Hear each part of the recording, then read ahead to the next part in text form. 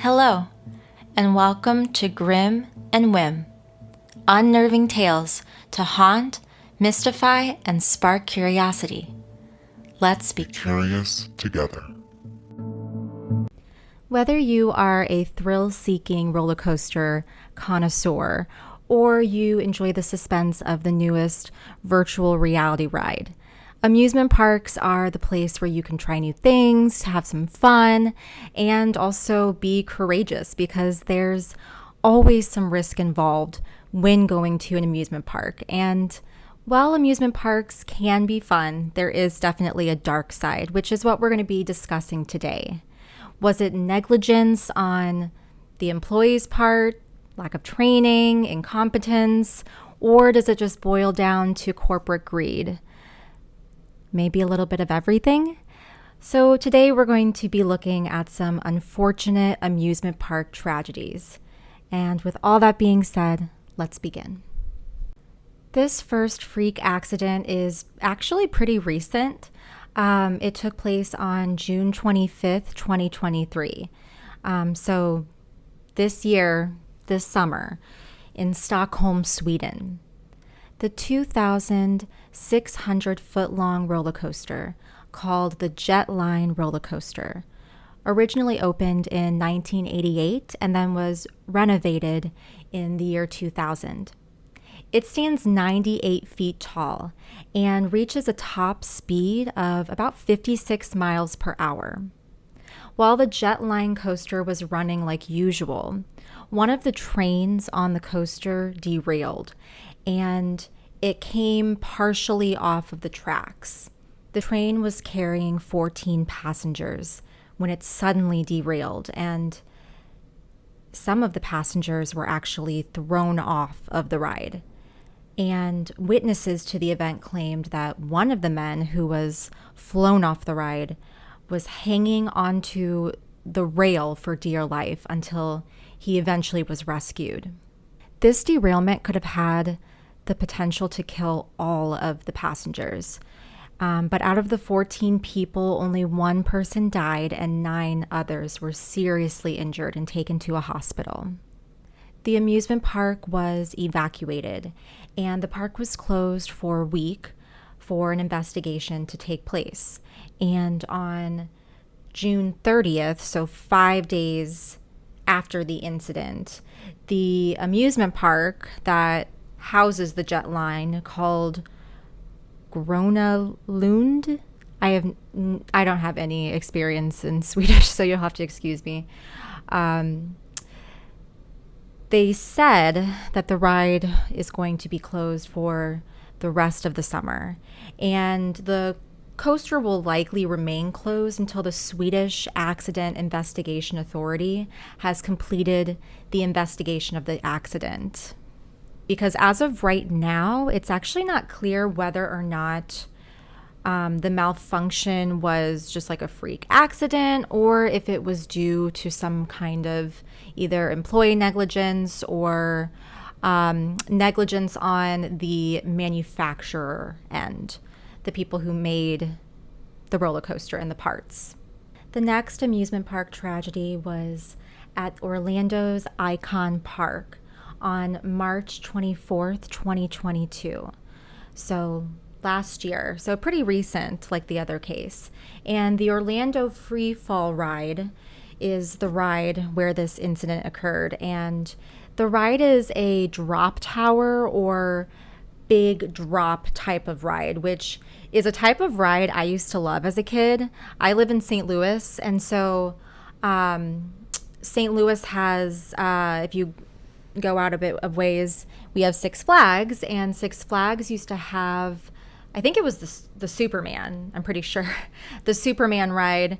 And that thing, I feel like almost every other time we went, it was like broken down for the day or something. And so I only ended up riding it once. But I've been on other rides similar to it, and I used to love those kinds of rides. But I don't know, after reading this story, I don't think I'm going to be going on any type of like drop tower ride anytime soon because it's just, it freaks me out now. But the Orlando Freefall, the drop tower we're talking about today, is one of the tallest in the world, standing at 400 feet. To put this into perspective, the world's tallest drop tower stands at 415 feet, so only 15 more than the Orlando Freefall Tower. And this biggest in the world at 415 feet is at the Six Flags Great Adventure Park in New Jersey, and it's called Zumanjaro, Drop of Doom, which sounds accurate if you're dropping 400 something feet. That sounds terrifying. But these drop tower rides attract many thrill-seeking park goers. A lot of people really enjoy these rides. And one person who went on this ride was Tyree Sampson. And he was a 14-year-old boy visiting the park with his football team. And he was, one of those excited passengers, just excited to be brave and try something a little bit scary. But while riding the Orlando Freefall, unfortunately, Tyree actually slipped out of his seat and ended up falling about 100 feet to his death onto the hard pavement below, which is a horrible way to die. I mean, I can't even imagine. It's awful. And the reason why he slipped out is because this ride has no seatbelts. So it does have those harnesses that go over. But what happened on this ride is that the locking mechanism, it didn't lock all the way. And so when this malfunction occurred, there was nothing for Tyree to hang on to. I mean, so he just slipped out. There was no, additional thing keeping him in, to his seat. And so he was flung from the ride and fell to his deaths. And I can't even imagine how scary that must have been, his final moments, just falling. I feel so badly too for his mom. You certainly don't have to be a mother to understand this mother's anguish. She says that he was her walking teddy bear, and the family called him Big Tick, not only because he was big, but because he was so good at football. They said that he was the next big ticket out of St. Louis. But then a ride at an amusement park during spring break ended his life and all that promise. This is not an accident. It's not. Nakia Dodd says she's still in shock and denial, still expecting her son Tyree to walk through the front door. The 14-year-old died last month after falling from this amusement park ride. I don't believe she was at the park that day, but I don't think she actually saw her son fall, which is good because I don't think any mother should have to see that. It's horrible. And she did file a wrongful death suit. And this was a month after Tyree's death, which could have been avoided. If the first safety mechanism malfunctioned, there should have been some kind of backup. There should have been some type of secondary safety mechanism, like a seatbelt, to protect him. Negligence led to Tyree's death. This could have been prevented. It could have been prevented. It should have been prevented. So, as an operator, you have a job to check those rides. The video I saw, that was not done. That was not done. So, and if it was done, it should have been done more than once. This image, taken from bystander video of the incident, shows the gap in Tyree's seat. While the average restrained opening for other passengers was 3.3 inches, according to the report, Tyree's was 6 to 7 inches. Investigators say Tyree slipped through the gap between the seat and the harness as the ride slowed. And the manufacturer of this ride, it's called Fun Time, and they've built rides for a lot of different amusement parks, one of which is Dollywood, There's a drop line ride at Dollywood in Pigeon Forge, Tennessee. And a lot of these other parks that had these fun time rides, they actually closed the rides down temporarily until proper investigations were completed, which is very smart. I'm glad that they didn't try to be greedy and just keep the rides open. I'm glad that they said, you know what, this is a horrible tragedy, so we're going to make sure that nothing happens at our park. And when the other parks closed, those rides that were made by Fun Time, they were able to do, proper investigations. And the results of those investigations are still pretty ongoing. But because of Tyree's death, his death was sort of a harbinger for more attention to amusement park rides and their safety measures or lack thereof. In this case, lack thereof. As we approach 1 year, I just want to talk to you about this incredible mother and the goals that she had to ensure Tyree's legacy. Number one was taking this ride down. This ride, as you all know, is a death trap. There's no other way to describe it. With your help, with the Department of Agriculture, and with Nakia's absolutely determinedness to take this ride down, that's been accomplished. That does not happen. Those of you who've covered these types of tragedies during your career know that does not happen often. According to the autopsy, Tyree suffered broken bones and numerous internal injuries due to the fall, and the death was ultimately ruled as an accident. To honor Tyree's life that ended far too soon, and to hopefully prevent any additional ride-related tragedies, the Tyree Sampson Act was unanimously passed. And this is a bill that seeks to add safety regulations to amusement park rides. But Nakia did not stop there with Tyree's legacy. The second thing she wanted is she wanted the people of the state of Florida and beyond to be safe from these rides. As you know, Senator Thompson has filed the Tyree Sampson bill. The Tyree Sampson bill had its first hearing on Monday in the Florida Senate and the Agricultural Committee. That bill was going forward with just inspection increases, regulation increases, and training. Nakia went to Senator Thompson and said it's not enough.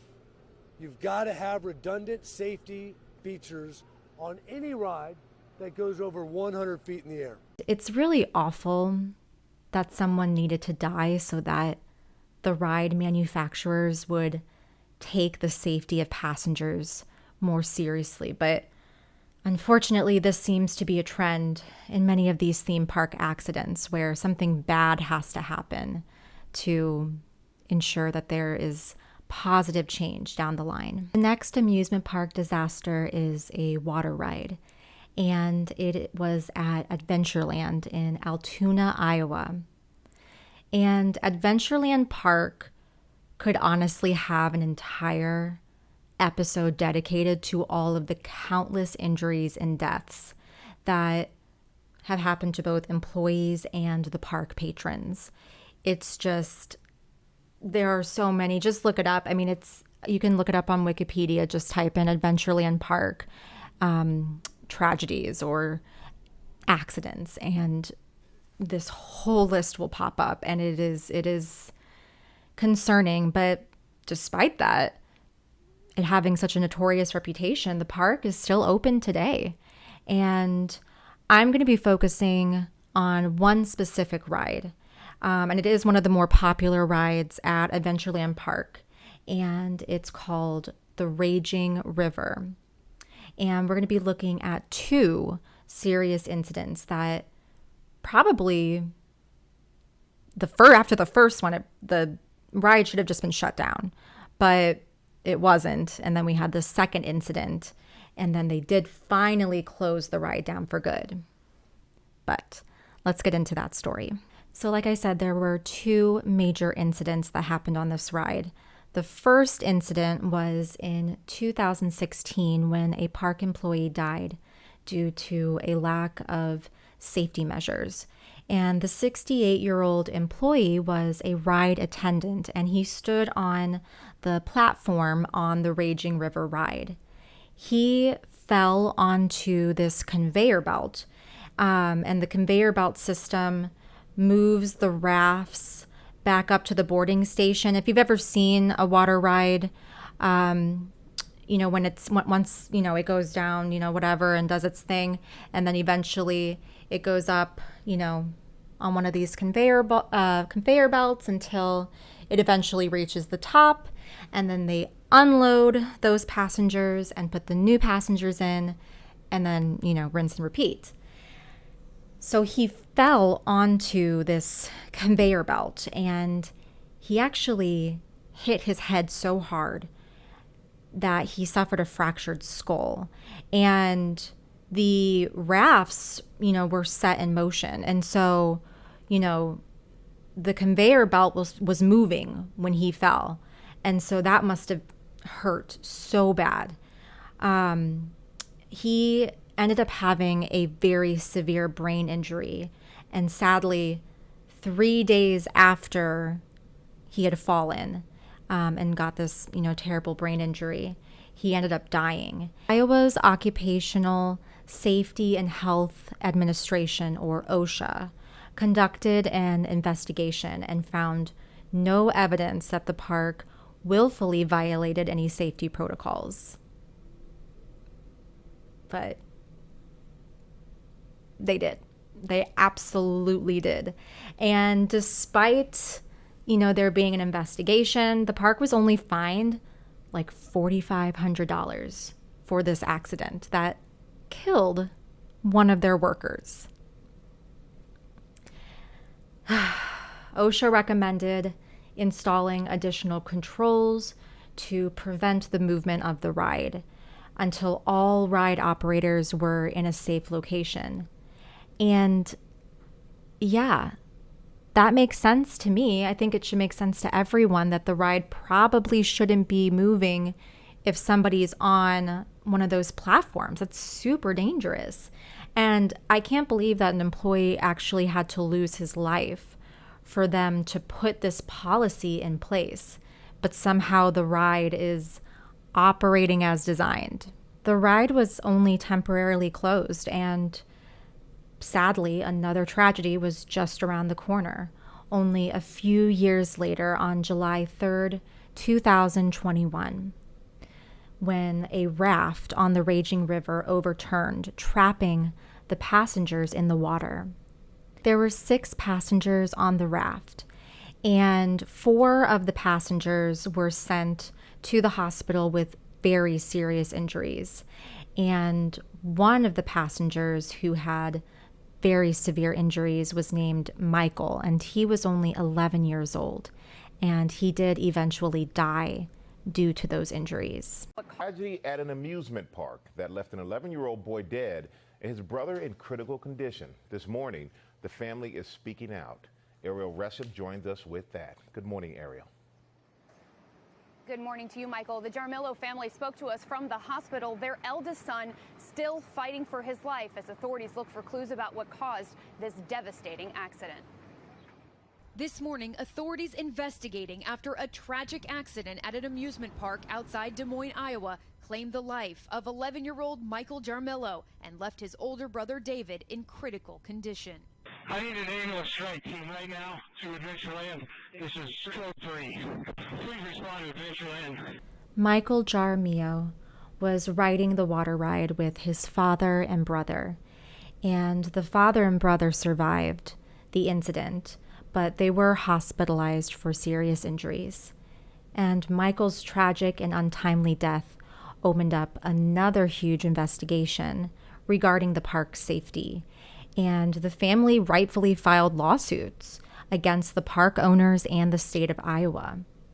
The former park owners claimed that the ride was safe and this was just some kind of freak accident. However, during the investigation, state officials cited 17 safety violations for this ride. Just for this ride, there were 17 safety violations related to the overturned raft that ultimately cost Michael his life. 17 safety violations. I mean, it's just crazy. It makes no sense. And it's so sad that this stuff has to happen for them to finally make changes or shut down these rides.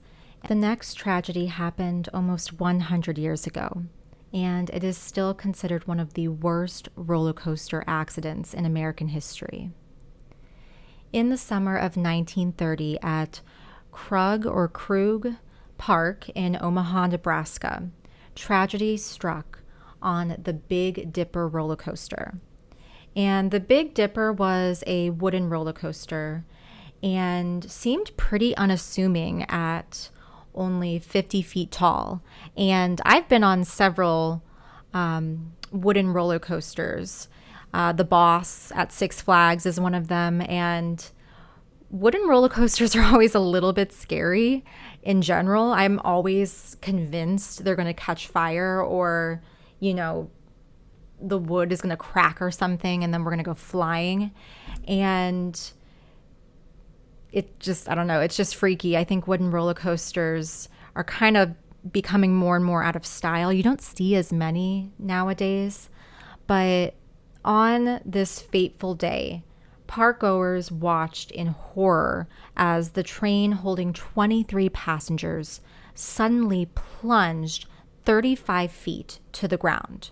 And the accident was the result of a single faulty bolt. This bolt was meant to hold a brake shoe in place, and the brake shoe slipped and got caught underneath the rear wheels of one of the cars. And because of that, the car plummeted downwards off the track, and it pulled the other 3 cars down with it. And it left all these passengers crushed underneath the wreckage. And amazingly, out of the 23 passengers on this ride, only 4 people were killed, which is horrible, but I would have thought many more might have died because they were literally crushed underneath, this, train of, roller coaster carts. Among the dead were 29-year-old Gladys Lundgren, and then C.H. Stout, who was 34, Anthony, or he went by Tony, Politica, and he was 22 years old, and Ruth Farrell, who was 15 years old. And following the incident, the Omaha City Council immediately banned all roller coasters within the city. And by 1940, Krug Park permanently closed its doors to the public. The final amusement park tragedy happened at the Six Flags Over Texas Amusement Park on July 19th, 2013. 52-year-old mother Rosie Esparza was riding the Texas Giant, which is a 153-foot roller coaster, with her son and her daughter. While boarding, Rosie had expressed some concerns about the safety harness, and she told the operators that, she was worried about, the safety harness not working correctly. And the operators just thought that she was maybe nervous, before going on the ride, and they assured her that the harness was properly secured. But sadly, they didn't check close enough, and this mistake cost Rosie her life. As the roller coaster rounded a turn, Rosie's safety harness suddenly came undone, and she was thrown 75 feet from the roller coaster onto a metal roof. And her children screamed as they watched in horror as their mother was plummeting off of the roller coaster. And they screamed to get, people's attention until finally the roller coaster did come to a halt. And Rosie passed away due to her injuries. Investigators in Arlington, Texas are still working to determine what caused the tragic death of Rosie Esparza Friday night at Six Flags Over Texas. It was Esparza's first time visiting the amusement park. Park visitors are still shaken by the incident. Very sad. I feel horrible for the family. The 51-year-old Dallas mother was riding the Texas Giant roller coaster with her family. Stunned eyewitnesses say she flew out of her seat moments after the ride began. This family saw it all and heard the reaction from Esparza's children as the ride finished. They were screaming when they came back, and they were trying to get out of the restraint, and they were screaming, my mom, we got to get my mom, she's gone. And her injuries were terrible. Trigger warning if you're pretty squeamish. She was nearly severed in half. I don't know if it's the force of the harness or if she flew out and hit the roof in some kind of way. But yeah, she was nearly severed in half. Following this accident, the medical examiner reported that she suffered extensive trauma to the torso from the fall, and the investigation began immediately. However, only 2 months from this tragedy, the ride was back up and running again. This video, shot by CBS News earlier this year, shows how fast this coaster can go. With a drop of 79 degrees and a bank of 95 degrees, the Texas Giant climbs 14 stories high at its tallest point. The ride was closed for the 2010 season, and the all-wooden track was replaced with a new prefabricated steel system. The ride started up, running again with redesigned restraints and seatbelts and a test seat at the entrance to ensure that passengers could ride safely.